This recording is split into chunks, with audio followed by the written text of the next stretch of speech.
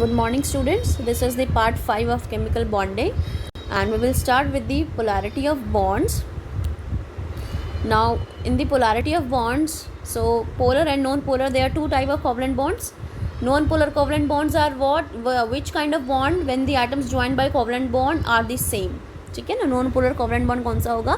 अगर एटम जिन्होंने जो साथ में ज्वाइंड हैं बाय द कोवलेंट बॉन्ड और वो एटम्स दोनों सेम हैं, जैसे H2O2 Cl2, ये दोनों एटम्स जो आपस में ज्वाइंड है दे आर दी सेम. तो इट मीन्स जो शेयर पेयर ऑफ इलेक्ट्रॉन है it is equally attracted by the two atoms and the share pair electron is equidistance to both of them.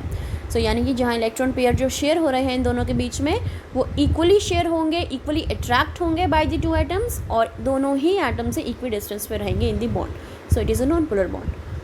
Alternatively, we can say that it lies exactly in the center of bonding atoms. As a result, no poles are developed and the bond is called the non-polar covalent bond. So इस case में जो आपके bonding electrons हैं वो बिल्कुल bond के centre में रहेंगे. इस तरीके से सेंटर में रहने की वजह से आपका कहीं पे भी, क्योंकि इलेक्ट्रॉन का शिफ्ट ही नहीं हो रहा किसी एक की तरफ ज़्यादा या कम, तो कोई भी poles means the charge develop नहीं होंगे. इसी वजह से these bonds are called the non polar covalent bond. So corresponding molecules are known as the non polar molecule. Now next is the polar bond. Now what do you mean by the polar bond? जब covalent bond बनेगा दो different atoms के बीच में और उन दोनों different atoms की क्या डिफरेंट होंगी? Electronegativity.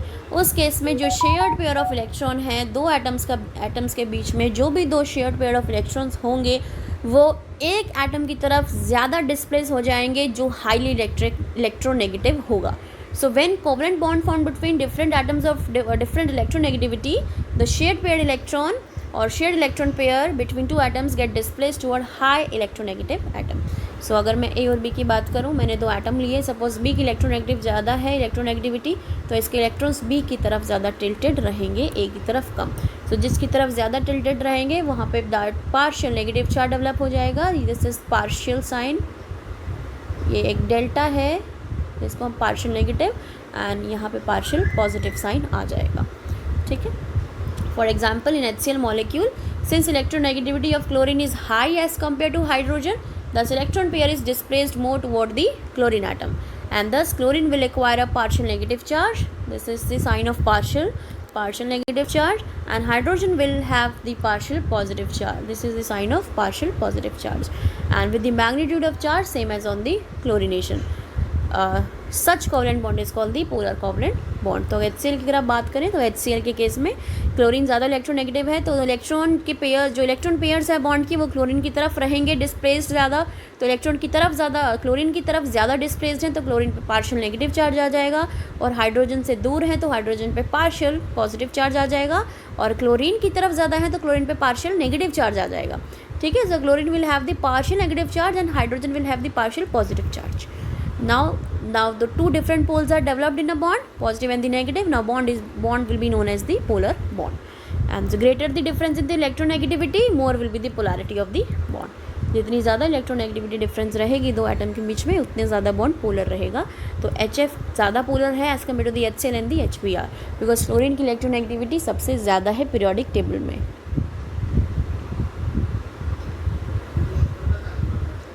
Now next is the dipole moment. Now it is saying due to polarity, polar molecules also known as the dipole molecules. अब polarity और poles होने की वजह से polar molecules को हम dipole molecules भी बोलते हैं बिकॉज उनके पास dipole moment है. अब dipole moment क्या है? It is the product of magnitude of positive और the negative charge and the distance between the charges. dipole moment कैसे निकालते हैं कि जो भी पॉजिटिव नेगेटिव चार्ज का मैग्नीट्यूड है, +1 है, +2 है, +3 है, it is the magnitude of positive and the negative charge. अगर आप उसको मल्टीप्लाई कर दें दो चार्जेस के बीच के डिस्टेंस से तो आपके पास डाइपोल मोमेंट आ जाएगा. So dipole moment is the charge multiply the distance of separation, and it is express in the units capital D, जिसको हम D बाय यूनिट्स बोलते हैं. And 1 D by is 3.33564 into 10⁻³ centimetre. And dipole moment एक vector quantity है. ये कई बार पूछ लिया जाता है एंट्रेंस में आपका 1 मार्क में नहीं, आपका जो 4 मार्क का क्वेश्चन रहता है या जो भी आपके मार्क का क्वांटिटी रहता है एंट्रेंस में, कई बार ये पूछा गया है कि डाइपोल मोमेंट कौन सी क्वांटिटी है, वेक्टर है, स्केलर है, तो ये दिमाग में बिठा लेना, dipole moment is a vector quantity. It is depicted by small arrow with tail on positive centre and head pointing towards the negative centre. For example अब देखिए डाइपोल मोमेंट, सपोज ये HF मॉलिक्यूल है, तो fluorine ज़्यादा electronegative है, तो partial negative charge, air partial positive charge. तो dipole moment को हम एरो से डिनोट करते हैं. एरो का जो हेड है वो नेगेटिव चार्ज की तरफ रहता है और टेल पॉजिटिव चार्ज की तरफ.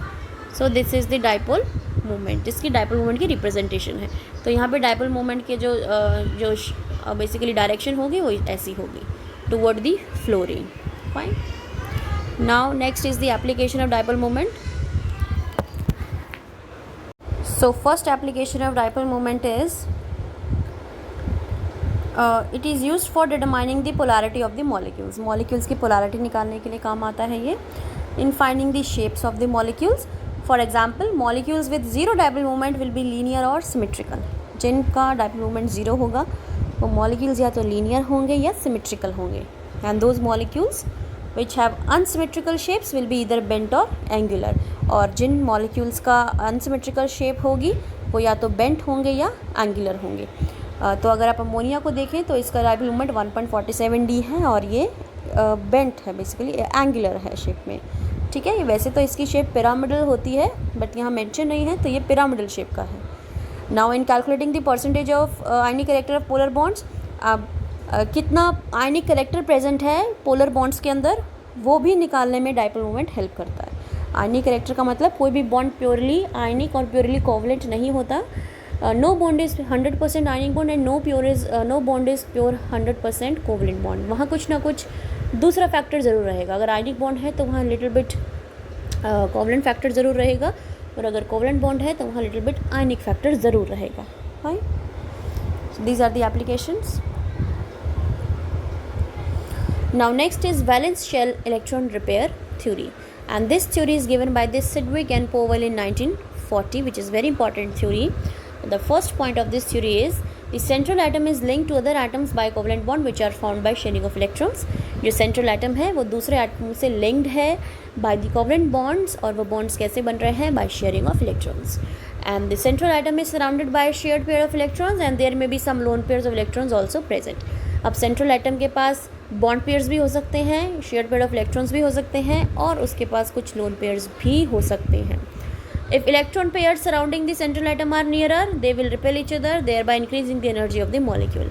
और अगर सेंट्रल एटम के पास जो इलेक्ट्रॉन पेयर्स हैं वो काफ़ी क्लोज हैं उसके, तो वो एक दूसरे को रिपेल करेंगे और मॉलिक्यूल की एनर्जी को बढ़ा देंगे. If the electron pairs are far apart, और अगर इलेक्ट्रॉन पेयर्स दूर हैं, the repulsions will be less, repulsions between them will be less, so the energy of the molecule will be low. अगर electron pairs उसके दूर हैं तो repulsions वहाँ कम होगी इलेक्ट्रॉन्स के बीच में, तो एनर्जी मॉलिक्यूल की कम होगी. And electron pairs surrounding the central atom repel one another.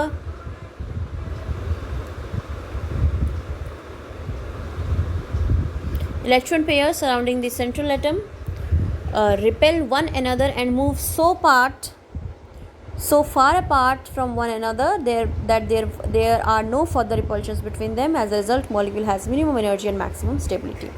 So VSEPR theory के अकॉर्डिंग जो भी मॉलिक्यूल बनेगा, जो भी कंपाउंड होगा या जो भी मॉलिक्यूल होगा, उसके जो इलेक्ट्रॉन पेयर्स हैं, सेंट्रल एटम के जो इलेक्ट्रॉन पेयर्स हैं वो इस तरीके से अरेंज होंगे कि उन इलेक्ट्रॉन्स पेयर्स के बीच में रिपल्शन कम से कम हो, और अगर रिपल्शन कम से कम होगी तो मॉलिक्यूल के पास मिनिमम एनर्जी होगी और मैक्सिमम स्टेबिलिटी होगी.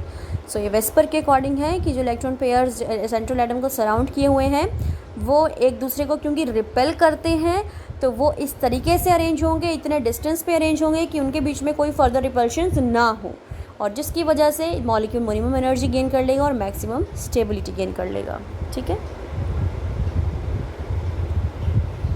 So the next is basically the postulates, major postulates of Vesper theory. The shape of a molecule containing only two atoms is always linear. अगर किसी भी मॉलिक्यूल में दो एटम्स हैं तो उसकी शेप कैसी होगी? लीनियर होगी. And for molecule containing three or more atoms, one of the atom is called the central atom to which other atoms are linked. अगर मॉलिक्यूल में तीन या तीन से ज़्यादा एटम्स होंगे तो उसमें एक सेंट्रल एटम होगा जो सारे एटम्स को लिंक किया हुआ होगा.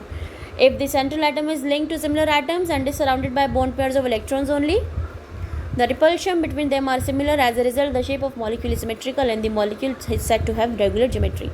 अगर सेंट्रल एटम जो है सिमिलर एटम से लिंक्ड है तो उसके चारों ओर जो बॉन्ड पेयर्स होंगे इलेक्ट्रॉन्स के सराउंडेड बॉन्ड पेयर्स जो होंगे वो सेम ही होंगे, सेम टाइप के होंगे, तो रिपल्शंस भी उनके बीच में सिमिलर होगी, तो उस वजह से जो शेप होगी मॉलिक्यूल की वो सिमेट्रिकल होगी और मॉलिक्यूल को हम बोलेंगे कि उसके पास रेगुलर ज्योमेट्री है। कब? जब central atom same kind of atom से ज्वाइंट है। If central atom is linked to different atoms or is surrounded by bond pair as well as lone pair of electrons, अगर सेंट्रल एटम डिफरेंट एटम से linked है और उसके पास या उसके चारों ओर बॉन्ड पेयर के साथ साथ लोन पेयर्स भी हैं, तो repulsions between them are similar as a result are not similar, तो रिपल्शंस जो होंगी उनके बीच में वो सिमिलर नहीं होंगी, सो उसकी वजह से शेप ऑफ जो मॉलिक्यूल है वो इरेगुलर हो जाएगा और उसकी ज्योमेट्री डिस्टॉर्ट हो जाएगी।